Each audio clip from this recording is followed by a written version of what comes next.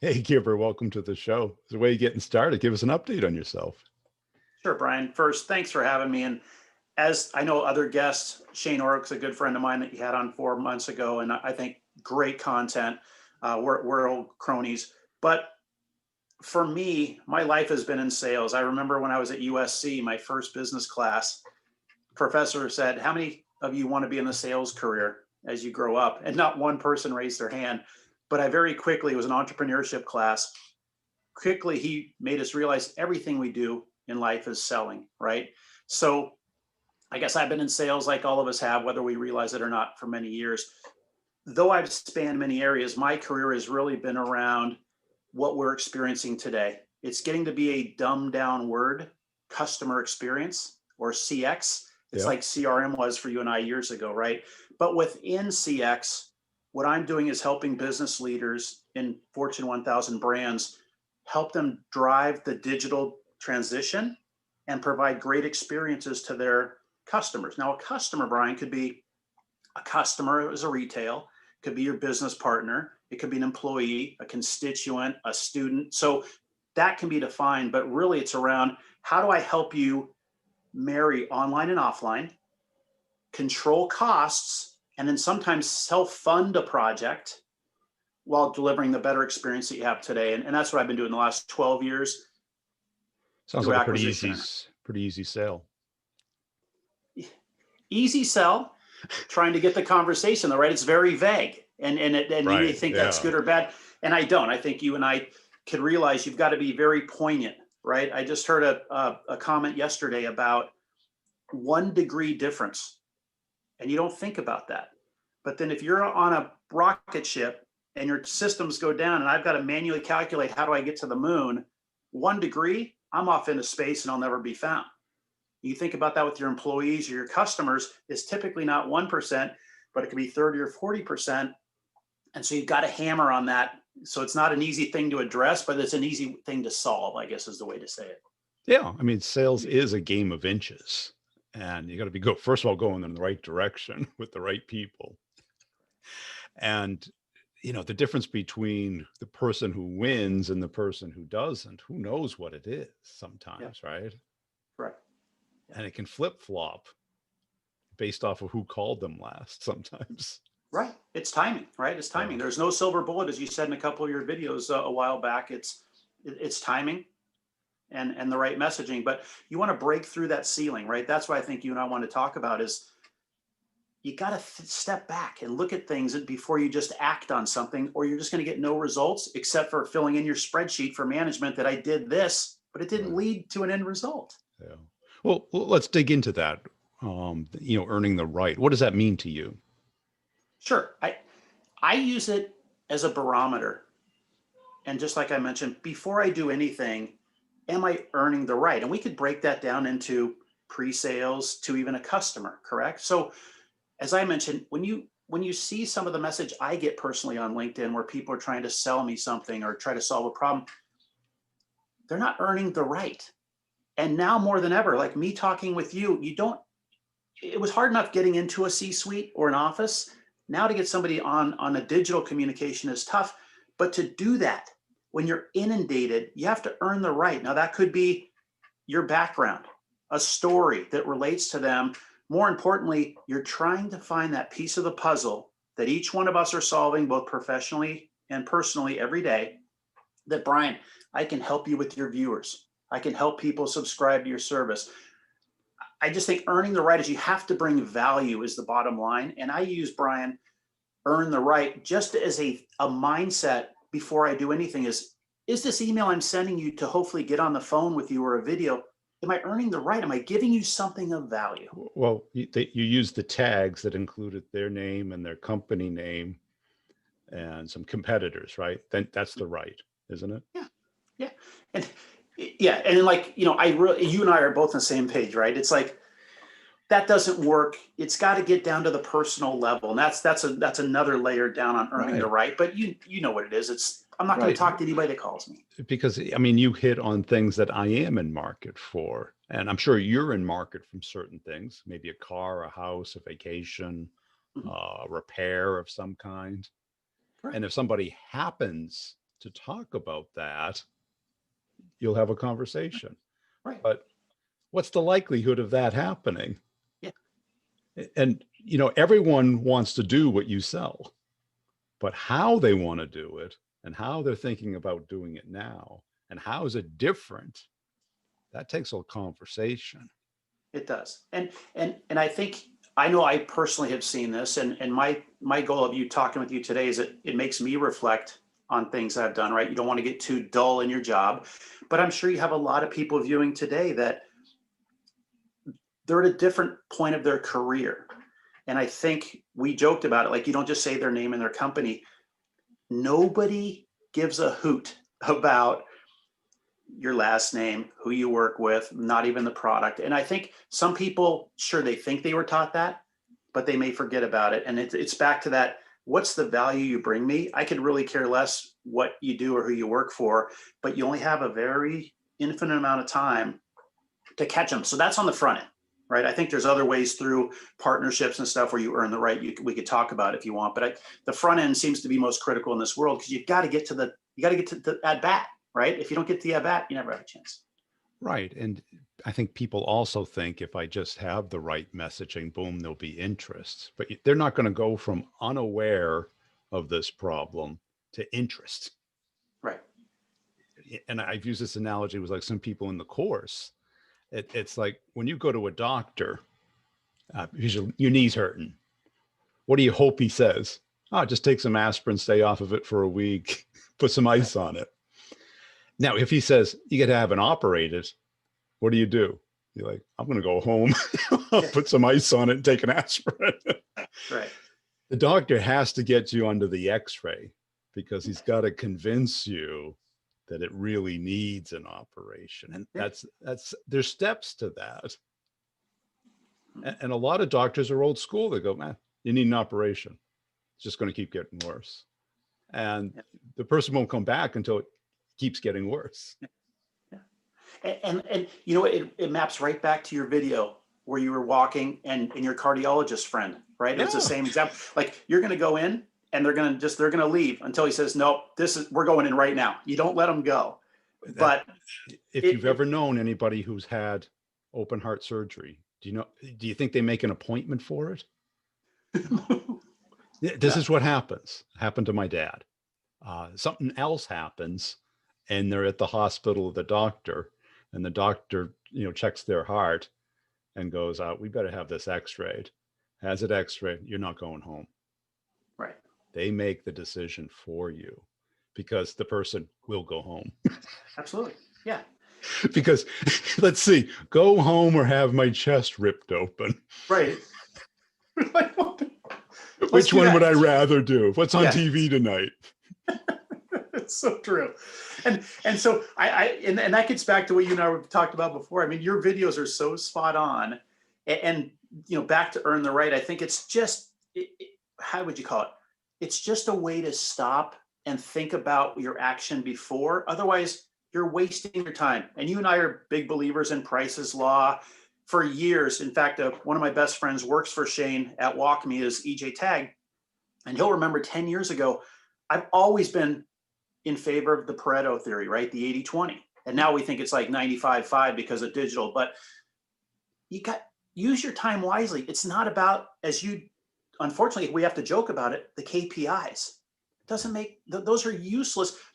You're better off to send one targeted email you've researched, and it may not be right, but if you get it close, it may have a better impact than doing nothing. And I think it's more important now with everything going on. Especially if you're in the enterprise space, because how many deals do you need to make your number? How many deals do you need to make your personal goal? Mm-hmm. It's not in the hundreds. Yeah. It's probably in the tens, maybe, right? Yeah. And it could be less, but to your point, it's not only how many do you need. I always look at it as an executive salesperson on anything, even speaking with you only get one chance if you're lucky. A crappy email, a crappy voicemail, you may never get a chance to go back to them. And so, yeah, you're right. I mean, it could be one deal, 5 deals, let alone the time and the cycle, right? A lot of enterprise deals, we all know, all your viewers they're not a month sale typically. I mean, you're talking, and you got to work that within a calendar and a quarter and a month. So yeah, you're right. you only get a few at bats. You got to make them good. And that's back to the earn the right is what am I doing? What did Shane do really well? I keep saying him just because his video is top of mind. Shane and I used to use self-funding. That's a tagline, right? If you're an executive, CFO, you're head of a contact center, head of marketing, and I say, Brian, you want to drive more leads than you've ever had for your team. Yet more importantly, in this market, I can help you self-fund that project so you don't really have to be asking for money. You're probably going to perk up a little bit and say, what are you talking about? I've earned the right at that point now to come in and hopefully share with you what I need. That's an example that I would try to use. Yeah, because once you out yourself as either a spammer or a pitcher or any of that, you get put in the rep zone. Mhm. Because we get them on LinkedIn all the time. I get 100 a day. Everyone telling me what I should be buying. And I don't know these people. I don't need what they're selling. I don't understand half of it. Right. So even if it was valuable, I wouldn't know. But like what you said about listeners, every podcaster wants listeners. And I get pitched guests all the time. And the smart ones who pitch me the guest will review the podcast, take a picture of it, put it in the email. This is an immediate give. Yeah. Value. And listen to your podcast. I have a client who I think might be a great guest. Let me know what you think. Mm-hmm. If it's not a match, tell me why so I can hone my focus for you. Right. That person gets a reply every time. It's awesome. The 3 paragraphs, I don't know the guy's name.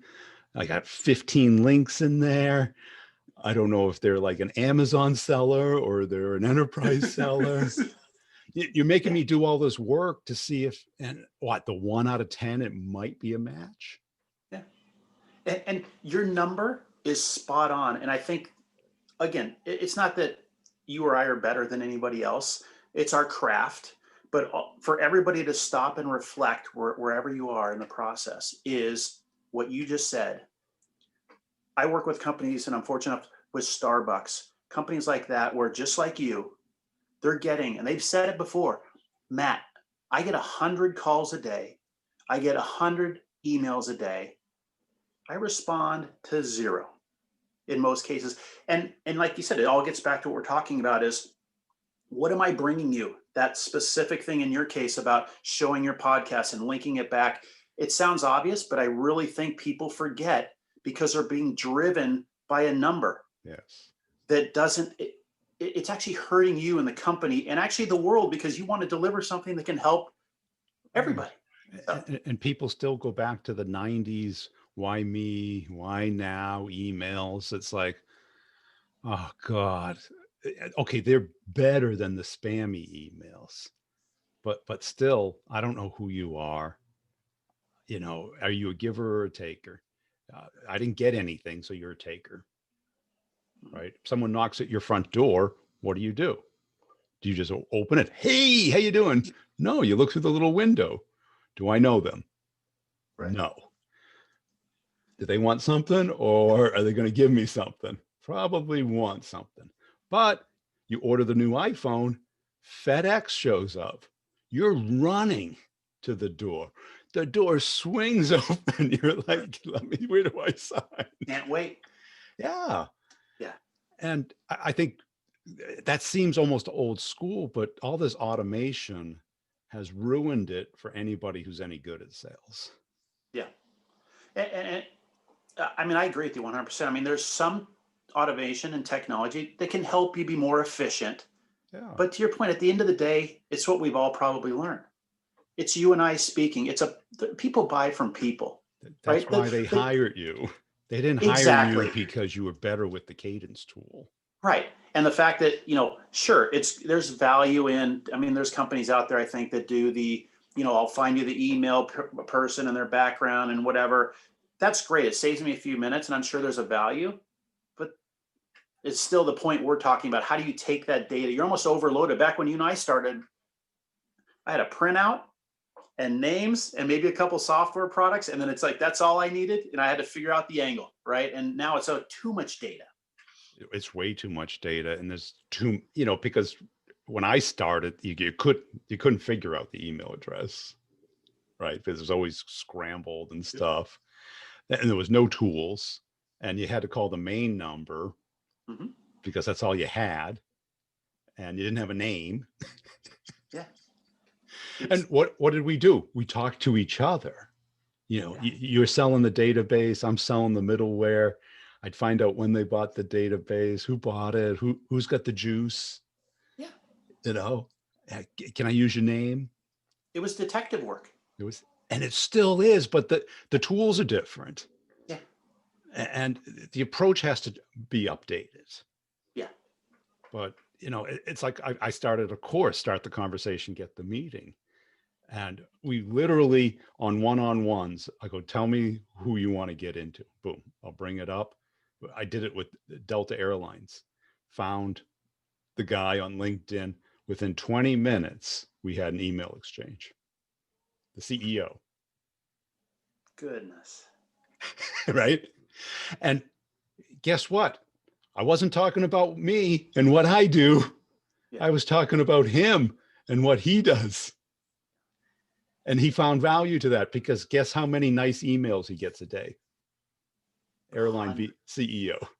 0 nice ones, Yeah. 1,000 mean ones. Yeah. Yeah. My bag didn't show up. I didn't get my aisle seat. Yeah. Right? And they'll go right around the normal channel just to go straight to the CEO's Yeah, and the office. CEO's like, oh god, not another Yeah. one of Yeah. these. But that's the value. Like I said, to compliment you on this is, I mean, that's what you're offering people, right? Is your humor and your videos is real, right? So it's a great way to reflect that image, and you remember it. I mean, look at how many I've rattled off in a few minutes because I just think they're great. It's the real nature of the world, but it's about, to your point, just you have to go back to some of the basics, the tools and the techniques. Maybe they haven't changed, but they're not going to replace what you do, the human interaction we have. And you've got to break through that door like you did. I mean, you're having people invest in you because you're thinking about what we're talking about, right? Right. It's earning the right. And if you ask yourself the question, have I earned the right? Before you find out if you have earned the right. Yeah. And you say, well, have I done anything for them? No. Do I know something that can help them that's not just to benefit me? No. Do I? Like, no, better move on from that one. Right. So I should do something. And And who do you want to talk to when the phone rings? Somebody you either know or somebody who's going to help you, right? If it's somebody you don't know and isn't going to help you, voicemail. That's what voicemail's for. yeah. And I don't know if I'd love your thoughts on it. I think you might have even talked about this is, I've mentioned him. I've looked at Chris Voss's stuff that you put on. I've read his book again. I do think, there's all the subtleties, the words, the positioning. But where I'm going with this, I love your thoughts. I still think voicemail, it could be a missed opportunity. You're not interrupted. You can leave something. The guy's at home. He may hear that 20-second clip. A lot of people just hang up and don't do anything, or they, blah, blah, blah, blah, right? They just spill their beans. I don't know if you think that's true, but I think it's a great opportunity. Anything that gains somebody's attention, but you got to make it about them, not you. And there's a big difference between being a hostage negotiator and being a salesperson. Yeah. So I've had Chris on the show. I enjoy his work, but what we shouldn't try to do is just take templates,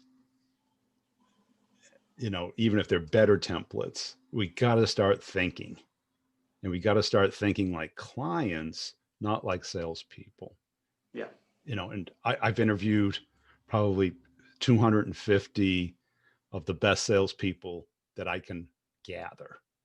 And the number one thing is that outward mindset, curiosity, interest, respect, caring.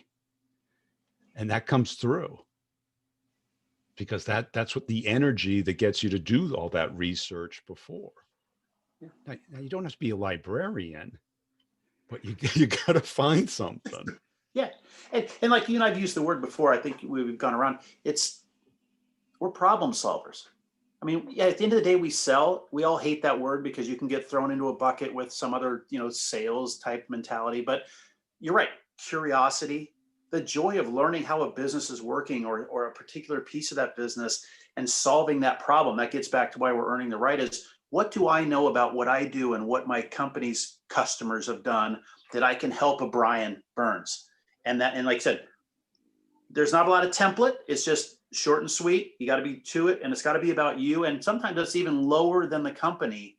It's down to a personal level. What does this Yeah, mean to your job? Now, you're not going to call it out, but you've got to realize, what are they thinking? Because at the end of the day, it's all about their personal gain, right? it So, is. And I got to tell you, because the pattern of these top people has been very consistent. what are And the top three? I don't want to give them away, because Okay, then I can tell you nobody calls afterwards. you. But none of them are surprises. Okay, You would not be, and if I told you, that's so old school and stuff, but it's always worked. And the number of pitches I get for people to be on the show, in probably 98% of them aren't a match. Not that they're bad people, they're just not a match for my show. But, and I do want great guests. I pay people to go find great guests. So I'd love to get some for free, but they make it so hard for me to even determine if somebody's a good match. It's like, have they been on shows like mine? Okay, it's the brutal truth about sales and selling. Are they in sales or selling? Okay, then you can misconstrue that as B2C versus B2B. mm-hmm. Okay. And that's easy. That's common. But and the ones that come on the show, the things that, yeah, you ever seen that post? The things you can do without having any talent, like No. show up on time, be Oh yeah, yeah, prepared, yeah, yeah. right? The top 10. Yep. Say thank you, like these things that your parents told you in first grade. Yet, It's like the kindergarten. Yeah, I think there's that book about the things you learned in kindergarten, right? That's all you need. and a lot of them, and it's like, then how do I do that? Okay, well, that's it's not sometimes simple, but you know how to show up on time, right? Yeah. You know how to read a clock, you know how to manage your Right. calendar. Follow up, all the Yeah. little things, like you said. Yeah, it's just that makes a difference. And you know what hasn't worked, so don't do that. Yeah, yeah. And I think, Brian, what you've seen me help people is and I don't want to say that everybody thinks of that, but it is a journey, right? Especially in enterprise sales, and most everybody you have, maybe even if you have people that are selling cars on a lot, it's a journey. It's typically not, I show up and I buy, like you said, at the front door, and they want to sell you, Yeah. pesticides or whatever for your yard. But you're just trying to live to fight another day. So you've got to hook a Brian Burns. We've talked about the reasons and how you do that, because the next thing is, you're going to move through that process as an enterprise rep. So you can't be thinking, I'm going to be done with this right away. And like I said, so you got to have that methodology or the process behind you to support it, because it does take time. But you got to realize that some people just think, I'm going to have a call. Woo, they're going to spend $3 million with me on cloud software. It's not going to happen. Right. But they forget. And I got to tell you, I blame the managers more than I do the reps, because the managers are pushing them in the exact wrong direction. The activity over accomplishment, skills only on inbound. They don't teach them skills on outbound. No one's taught how to have a conversation with a stranger. Yeah. And we're not going in the right direction, because people don't talk on the phone anymore. People text. Yeah. So that teenage skill that we probably remember calling a girl for the first time. Yeah. The hardest cold call of your life. Right? And you hate the silence, right? What do you do? Yeah. Is Jennifer there? Who's this? Right? Oh, that is so. You had to get by the gatekeeper, right? Yeah.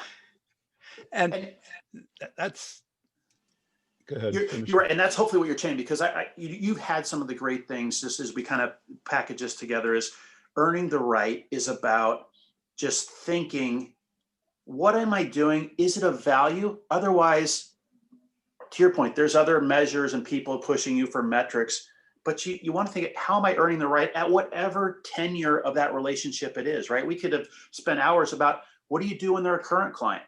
Well, hopefully you've earned the right through certain things that you have a right to very bluntly ask them a question, right? And not feel bad about it. So I just think that you're right. I mean, the worst thing I've seen is you get on a call that somebody set up prospecting, which you think's great. They would never have the juice, as you said. Sure, I might say it's of value because I learned something, but it's not. And most importantly, you get that moment of silence where Brian's like, "It's your call. What do you want to talk about?" And you're done, right? Because you didn't have that You didn't have anything else. value, right? And then you start throwing mud against the wall, which is the biggest thing that I think you get back to. You've ruined that opportunity probably to ever go back to that person. And again, an enterprise, maybe that was one of my 10 targets. I'm hosed. Right. So, Because everyone can talk about themselves and what they do, but that's a commercial. mhm. Okay. How are you different than a commercial? And what do you do when you hear a commercial? You zone out, Turn right? it off. Yeah. You, Yeah. you focus on something else. But what's everyone's favorite subject? Themselves. Yeah. Oh yeah. And you and I make fun of people, and we're just kind of getting off, but there's those people out there that are just saying, put out content, put out content, put out content for your brand. And I'm like, just to your point on a commercial, when I see things too many times, I turn it off. So, everybody has their own perspective and their own, whether they win or lose with that approach. But you're right. It's like most commercials people turn off. They don't want Right. it. And that gets back to, did you shock me? Did you get my attention? Did you hook me? And it had to be this long. And I'm either good or bad. Right. Hopefully. Yeah. Yeah. And how much content is helping you? Because with my videos, I try and have a little gem. I keep it to a minute and a half. That's my Mhm. rule, maybe a minute. I tried to put some comedy in it so that it's at least entertaining and it's easy to swallow. It's the sugar helps the Yep. medicine go down instead of, oh, I'm Brian, I know sales better than Yeah. you. That everyone else kind of does and yells at you. And you're like, I don't want to be yelled at. No. But you're spot on. I mean, it's what you and I talked about right when we loaded up here, and to sync up. Your stories are entertaining. It's everything you want to be. We're talking about, right? They're a minute 30. They're real. They're reflective. Half of us think you're peeking in our window because you're listening to our calls because you're spot on. And that's the value you're going to bring somebody, because they're going to be like, Brian's got a methodology that's going to help me be successful, or my company or my team. And I appreciate that, because I said it makes me reflect, if nothing else. I've been doing this for 20 something years, but you can never. It's great. I mean, you're spot on. It's about them, and they're going to realize it, and hopefully that drives them to your business. For me, I just think it's great because it makes me think about stuff before I do something. Cool. Hey, I appreciate your time today. Where can people go to connect with you? Probably LinkedIn, like most. I think we all look at it. It's Matt hashtag or quote Gibber. Gibson at LinkedIn. And like I said, I looked today. You and I have pretty big pools of people, but I think about 200 to 300 people I know we're connected indirectly. So Shane and EJ and a lot of people. So it's good to see you, and thanks for having me talk.